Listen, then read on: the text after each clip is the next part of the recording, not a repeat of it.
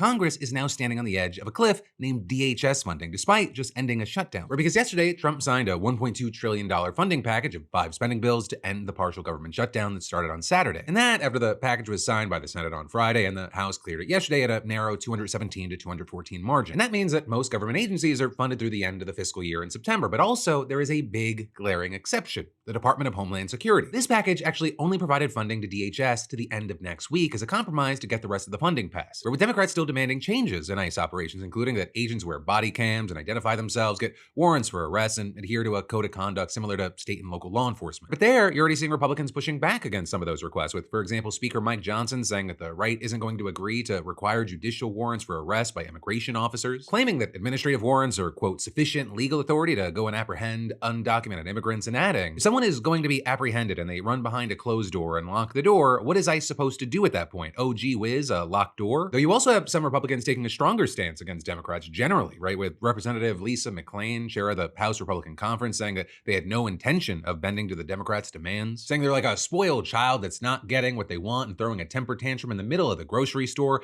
You don't reward them with giving them a candy bar. And so, the partisan gap, it's pretty wide here, and there's only a few days to close it before the February 13th deadline. And if they don't, DHS is going to face a lapse in funding, which includes ICE, Customs and Border Protection, the Secret Service, and the Coast Guard. But with this, you have some having more hope than others, including Representative Rosa DeLauro from Connecticut, who was among the Democrats who voted for the short-term solution, with DeLauro saying, "I believe this is an opportunity to isolate DHS and go at it. Hammer and tongs, tooth and nail, whatever phrase you want to use, rather than having to figure out what the heck is going to happen to 5 other bills in all those departments." But also, there are those taking a stronger stance, including Jim McGovern from Massachusetts, who said, "I refuse to send another cent to Stephen Miller or Kristi Noem. They are undermining our Constitution, and the department they run is murdering American citizens in the streets." You then also had Representative Pete Aguilar from California saying, "We have a list that we want done and we aren't settling for half measures," and adding that if Republicans don't want to come to the table and negotiate real reform, quote, then they're going to have to explain to the American public why they're shutting down agencies. Right? And then in hearing all this, you're probably not going to be surprised to hear that there are those that are less confident that a solution is going to be found in this short amount of time that Congress has. And so you have some on the right suggesting that, the can be kicked down the road even further, maybe to March 1st. But with that, you have House Minority Leader Hakeem Jeffries saying that option is off the table, saying that a deal will only be possible if Republicans come to the table in good faith, and saying, "We've indicated the types of bold and transformative changes that are necessary. The ball is now in the court of the Republicans." But as we've talked about in other videos, Republicans may drag their feet here because, ICE, they're still sitting on the big, beautiful bill's gift of $75 billion.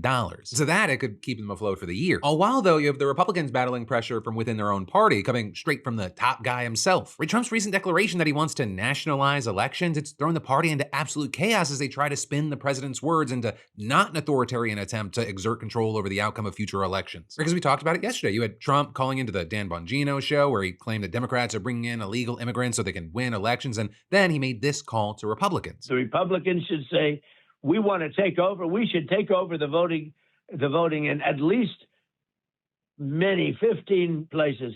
The Republicans ought to nationalize the voting. But then, after that clip went viral, you had White House Press Secretary Caroline Leavitt trying to walk it back. What the president was referring to is the SAVE Act, which is a huge common sense piece of legislation that Republicans have supported, that President Trump is committed to signing into law during his term. And he spoke with the speaker directly about that yesterday, about the need to get that bill on the floor for a vote, because it provides very common sense measures for voting in our country, such as voter ID. I don't think any rational person who's being honest with themselves would disagree with the idea of requiring citizens of this country to present an ID before casting a ballot in a federal election, or frankly in any election. And that's something the president wants to see happen. So that's what he was referring to. Okay, so a few things to break down or really pick apart here. First of all, the SAVE Act that Leavitt is talking about, it would require people to prove that they are U.S. citizens when they register to vote. It has literally nothing to do with federalizing elections. And Trump, you can double check for yourself if you want to do that to yourself. Fucking listen to Dan Bongino for an extended period of time. He never once mentioned that specific legislation during his interview with Bongino. Yes, he was throwing out claims about non-citizen voting, but he also said verbatim, the Republicans ought to nationalize the voting. We all heard it. And then after you had Leavitt making those comments, you had Trump doubling down and literally repeating his call to nationalize elections during a press briefing at the Oval Office. Right. What exactly did you mean when you said that you should nationalize elections? And which 15 states are you talking about? I want to see elections be honest. And if a state can't run an election, I think the people behind me should do something about it.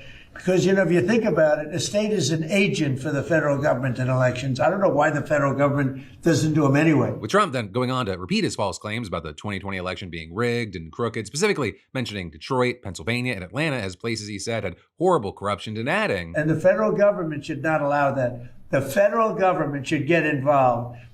These are agents of the federal government to count the votes.